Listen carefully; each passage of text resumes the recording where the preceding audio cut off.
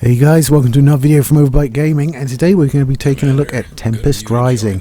Tempest Rising is a new, well, new-ish RTS, much in the vein of the old Command and Conquer games, so it was right up my alley, which, as I was brought this by a friend, Jason, he knew what I was about, so let's get on with it.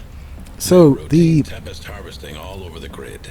main crux of Tempest Rising is very similar, very similar to Command and Conquer in the fact that a mysterious element, in this case Tempest rather than Tiberium, has started erupting all over the planet after a cataclysmic war, and two sides are vying for control of it.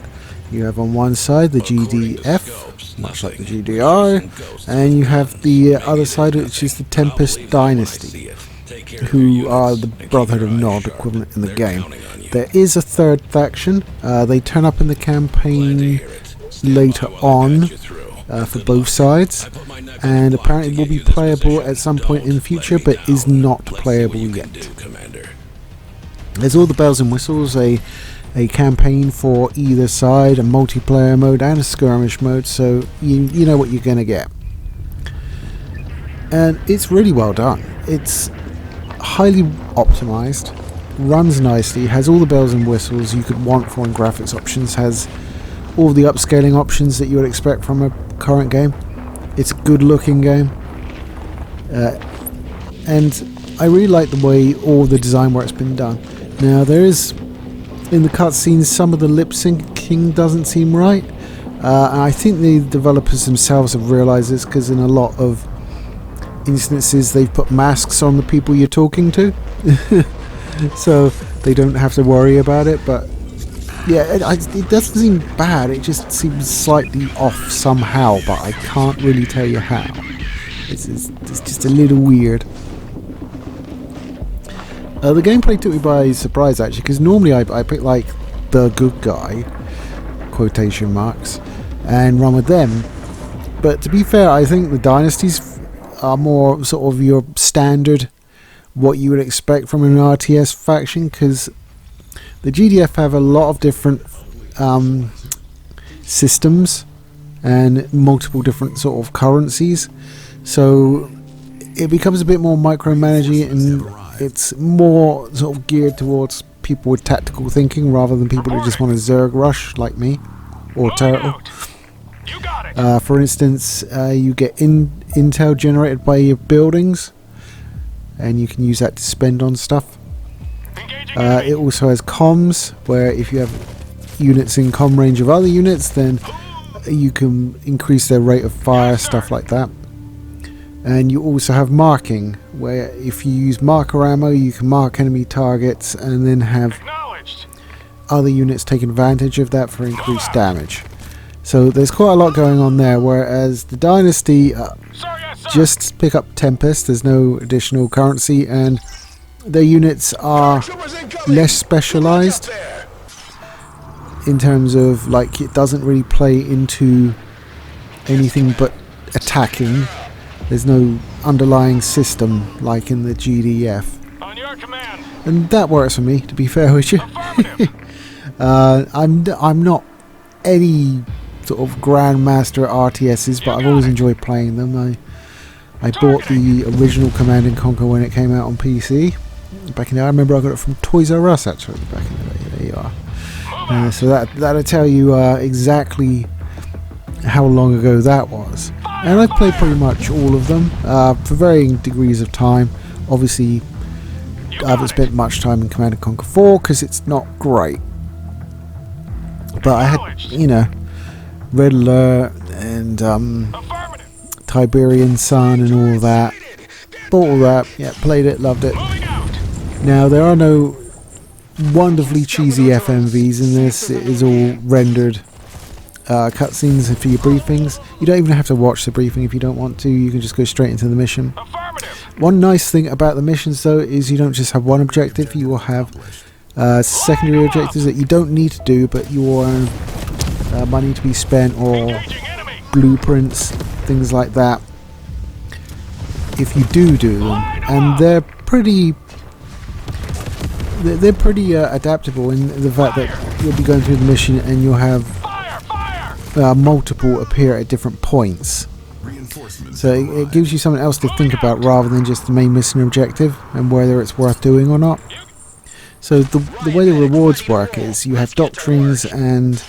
I can't remember the name of the other thing because my brain hurts today. So doctrines are things that you buy with points that you develop over the game. And it's basically a three-tiered skill tree. Was it four? One of the two. And you can buy things like you increase comm range, things like that, just to give you little bonuses in the game. And obviously, once you've filled out all of them, then you'll be pretty well hammered up. The other things, which are the kind of the blueprint things, so you can spend money that you've acquired from doing side objectives in the game, and you can purchase things like increased armor, things like that.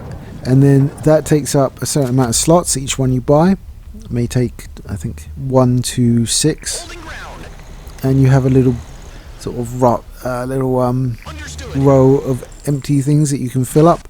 You start off with very few, but as you go through the game you get more and more, so you can have increased amounts. And some of the interesting things about that are that you can get, by completing secondary objectives, you can get access to enemy vehicles, which is cool.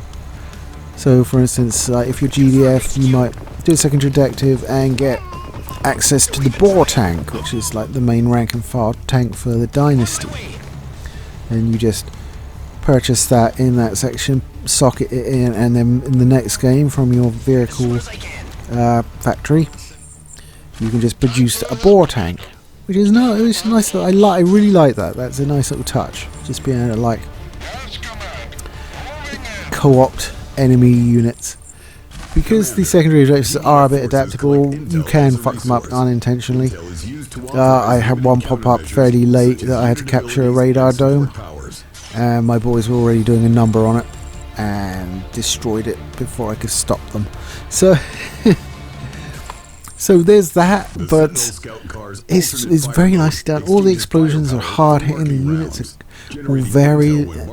I mean, you got your expected ones like your APC tank and troop equivalents that you would expect in any RTS, but sort of like the late tier ones are quite good. Like the GDF has a trebuchet launcher, which is basically a tank that can dig itself in and it functions as an artillery piece, much like a siege tank in StarCraft. And you have on the Dynasty style voltaic tanks and spheres who can just run over things, just roll right over anything smaller than them, including tanks, which is pretty cool. One thing that I do need to mention though is the soundtrack. The soundtrack in this is very good. It really does live up to like the old Command and Conquer soundtracks that were just iconic.